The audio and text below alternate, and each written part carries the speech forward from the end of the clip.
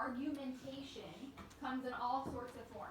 Open the argument that you started yesterday on cross, please.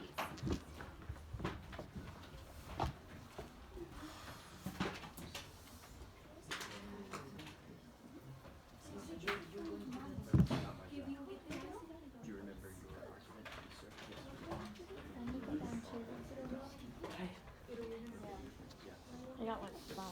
They're like here now. That one. Okay. Let me open it.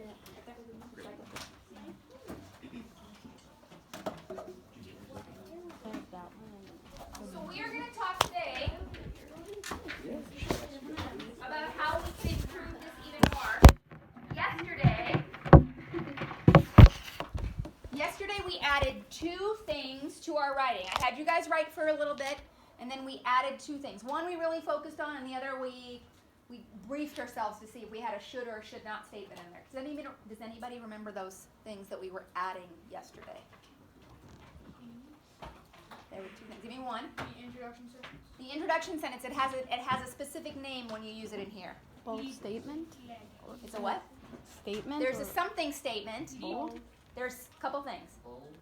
A bold statement was a type of lead that belongs in your introduction. So yesterday we added a lead. That is definitely not okay. Wait a second, guys. I don't know what happened to my computer.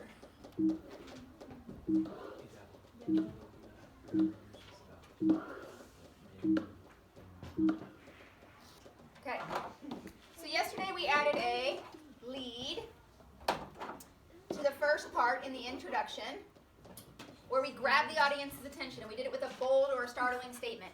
We also added or checked a little bit on thesis or claim. Yeah, just at the very end. So I want to start here and think about this.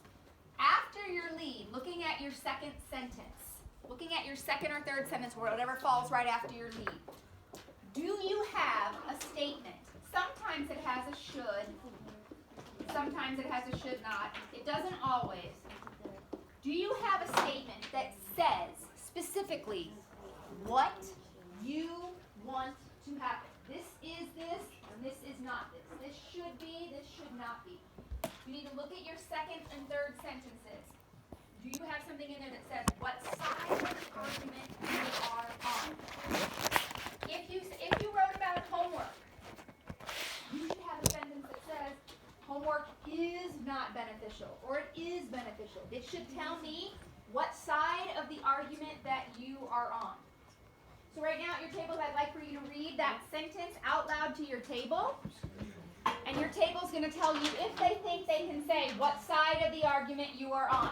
If they get it right, you may leave it. If it is not quite right, you will know, and they won't be able to guess it. We should not have So whoever has the most white on will start at the table. Whoever has the most white on will start at the table.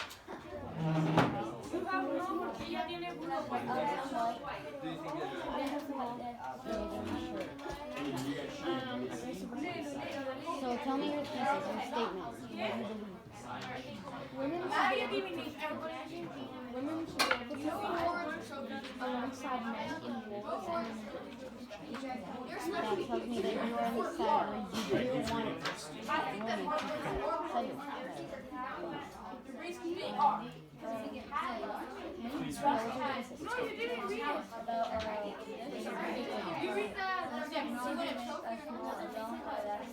No, the question is, what do you think about that?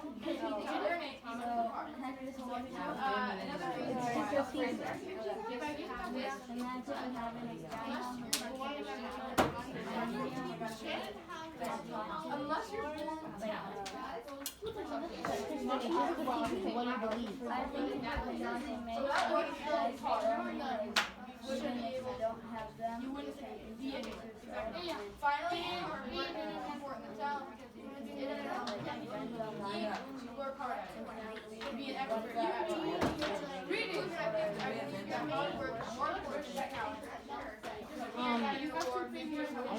I think we should not have to. Did you read your paragraph yet? No. Are we supposed to? Yeah. Oh, okay. Yep. You should read your paragraph, and then we decide what side you're on. Like, do you think we should have more, or do you think we should have less? It's okay. My taste can go and then with as well. Okay, so imagine a stress-free world after school, where you can relax, watch your favorite TV show while you are eating your favorite food. To achieve this, we have to get rid of homework. The first reason I believe we should not have homework is that we already spent 7 hours at school learning and not being able to leave and go home. It's not it doesn't have, it's not developed. This is not developed. Another reason is that kids should have time for themselves. Kids are constantly living in a stressed environment where they are always under pressure and have to constantly live with the thought of working and finishing it. Encourage your neighbor. Kindly encourage your neighbor. Kindly encourage your neighbors. Hey neighbor. Kindly encourage your neighbors. Hey neighbors.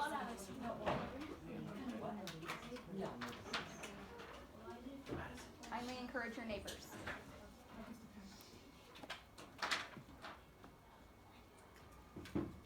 Okay. The third thing that we're going to add today is evidence. What does that mean? What does evidence look like?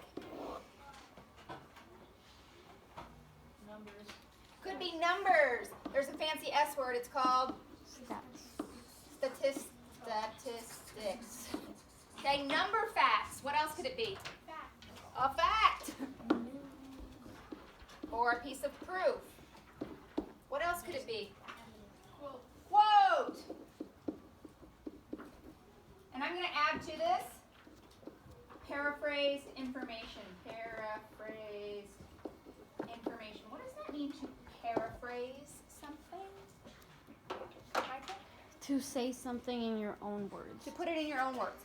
That is sometimes just as strong as a quote or a number fact or a regular fact of proof. And it's fine to do that. But with all of these, you have to tell us whether, even if it's not in a quote, even if it's paraphrased, with all of these, you have to tell us where it came from. Because you did not go out and do the research. If it says 37.4 million people, if it says $2.7 billion, if it says 27% of something, you did not go out and do that research. Someone else did that research and you read it. Someone else spent that time collecting the data, making charts, checking with people, looking at the numbers. Someone else did all that information. So even if you quote it or if you don't quote it, it doesn't make a difference. You still have to tell us where that evidence or information came from. And one way to do that in text, and we'll talk a lot more about this later too, is to use a quote and say, states, according to, have some sort of a starter sentence to do it. If you choose to do this without the quote, just with paraphrased information, you simply take the quotes out and leave it. But you still give credit to who wrote that, or who studied that, or who researched that. And when you do that, saying it came from a certain website, www.columbia./423/YQ, that should never be in there. What is the name of that company? What is the name of the article? Or who wrote that article? Who wrote that information? So today I'm going to give you guys about 10 minutes. Your job is to find 2 pieces of evidence and try to add them using 2 starter statements of these kind, or you may rewrite it in your own words, to your arguments from yesterday. 2 starter statements with 2 pieces of evidence. When you think you have that, you need to get checked by me, Maria Luisa. I'll show it to you. Yeah. Africa before transatlantic slavery. So I want to talk to you guys about some misconceptions. Flip your iPad now that you have this open, because I'm just going to do some explanations. I want to talk to you guys about what Africa was like before slavery hit it. So if you look over on this board, we have what's called the triangular trade. Now, trade actually did go to the Caribbean here and to parts of South America as well. The one that we're focusing on now because of the slavery aspect is from here to North America. So when we have this triangular trade, we had over here North America. We have over here Europe. Down here is Africa. And what was happening was we had raw materials like cotton and other fruits and vegetables and things that got sent to Europe. In Europe, Europeans used these raw materials and turned them into manufactured goods, making clothes, making furniture, things like that. They then took them to Africa, either sold them there or traded for people to capture slaves. And in this place, slaves were captured and sent over to North America. Why does North America need those slaves?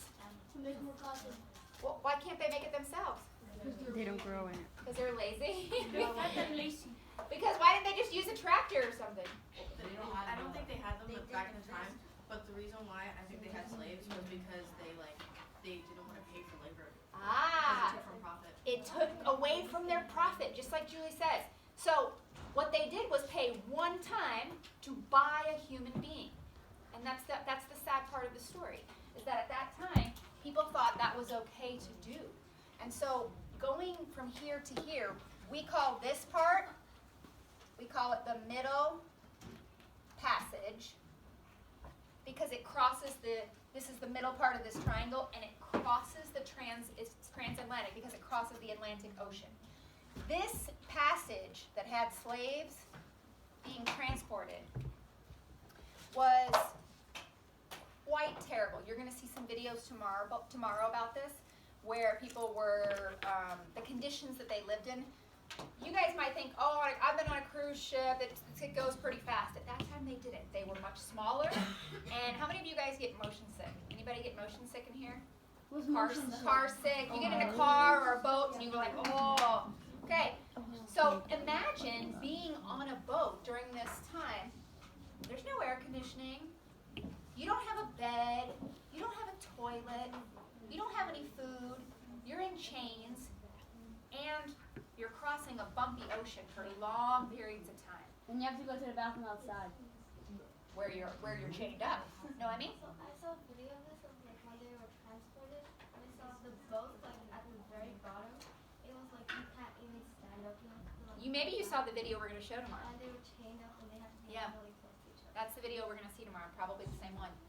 So this triangular trade or transatlantic is what we're studying right now. And people in Europe at this time thought, oh, Africa, people in Africa, they're so uncivilized, they're savages, they don't have the skills we do, they don't have the education we do, they don't know what we do. And that's how they, in their brains, rationalized, unfortunately, the ability to just take people. These people are uncivilized, they're almost like animals. And what I'm going to do today in this reading is have you guys see that that's actually the complete opposite of the truth. That in this time period, that there was a lot set up in the continent of Africa that's very civilized, and that Europeans were very wrong about this idea, and Europeans and North Americans were very wrong about this idea that they're savages, they don't have anything organized, and they're like live like animals. That's completely the opposite of the truth. So on this document, we're going to read this together. You have seen this before. Oh, I can't access that. You have seen this before, where you read it, and then we have a key word. You read it, and then we have a keyword amount, 8 words or less, that we write down here. It doesn't have to be a sentence, but 8 keywords, and then we draw our visual that goes with it. So as we read this, or as I read this, I'm going to have you fill in the blanks and follow along. We'll do part of this together. If you're listening to this, yes, hands. Okay, so I want to talk about this last section here. No, let me give you about 2 minutes and then you can, okay?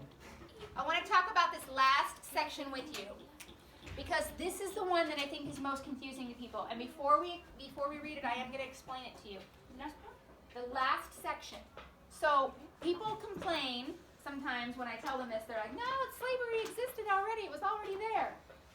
So when Europeans went down into Africa and got slaves, took them, slavery had already existed in Africa, but it's not the same kind of slavery.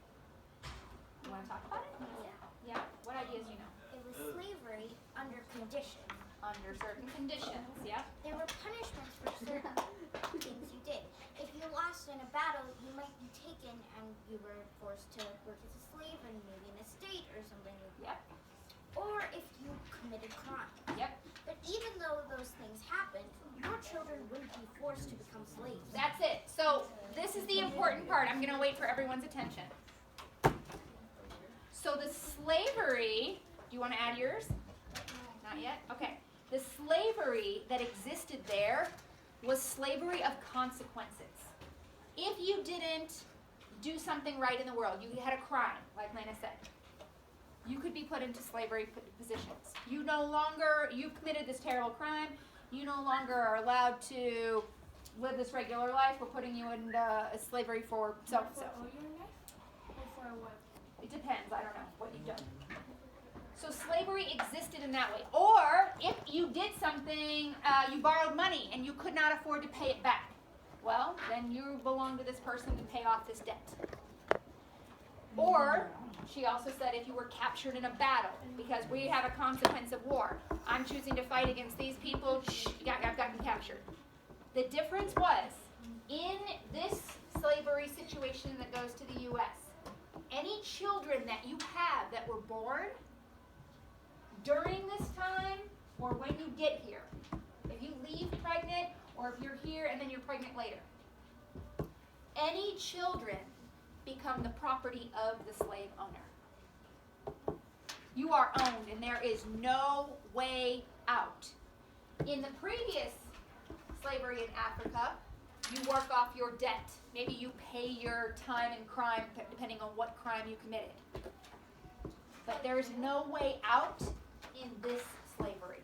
So there are two different kinds. Yeah. In the U.S., if there's like an infant or a newborn, what do they do? So what happened at that time, if there's an infant and a newborn, usually the mother would be given some time to take care of that baby, but would still then be required to do certain tasks. Like while that baby's sleeping, you better be doing these things. Okay? And in addition, as that baby grows, as soon as that child can be found useful in some way to the family that owns them, they would be put to work. So if that child's tiny fingers can clean inside of things when they are 3, 4, 5 years old, they're working. By the time they're 5, 6, 7, they're out in fields with mom or dad doing whatever work they can do. There wasn't like a life of childhood, and when you're 15 or 18 or 16 or whatever age, then you become somebody who's got to work like everybody else. As soon as that child could be useful, a slave owner would very often make them useful. Yes, and then yes. In the United States, there was something that existed called manumission. Okay. That the owner could let you go. Or if you had a certain amount of money, you could buy your own freedom with money. In certain parts of the U.S. Yes, not in all of them, but manumission did exist. Because I don't know that word, but I do know like emancipation. Okay? So, but you're right on the part that people could buy their way out or work their way out if the slave owner was allowing that. But that only happened in very high parts of the north, in certain places like in New York that would happen. All of the South and many places in the middle would not allow that. In fact, if you were free up here and got captured by someone and brought down here, you don't own yourself. It would be very unlikely that the law would come get you and bring you back safe, even if you had been a freed slave. So the slavery that existed in Africa was so very different than what was happening here. That was a consequence or a punishment of sorts. This was forever and ever and ever. I own you, I own your children, and then I will send you to my children, and they will own your children, and then their children's children. There's no way out.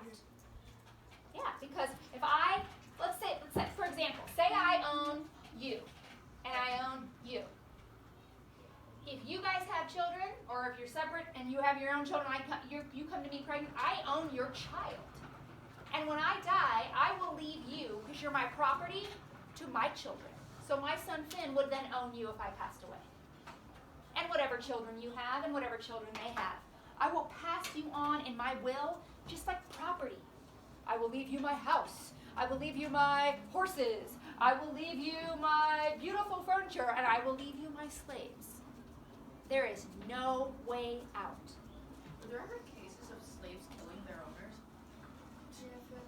I'm sure somewhere something happened, but the uprising, you think about this, they were hungry, they were tired, they were worked darn near to death in cases, and they didn't have weapons, yes, often, whipped many times, scars, and they weren't given education, they weren't taught to read. They didn't have a way to communicate. I wouldn't send mine on errands. I send you guys down the elementary. It would be very, very rare for me to send my slave on an errand because I have to be sure they're going to come back. So, and if they don't and somebody catches them, the penalty is often death. Someone will beat you and put you to death in a way that not even the justice system's involved. So, you know, I mean, there was not probably an uprising in many instances because the punishment was so awful, and the way that they were kept was so careful, and the condition that they were in was so far below what would be healthy. Okay, so I want you guys to read this yourself, and then on your own, do your 8 words. What key words do you pick out? And do your picture.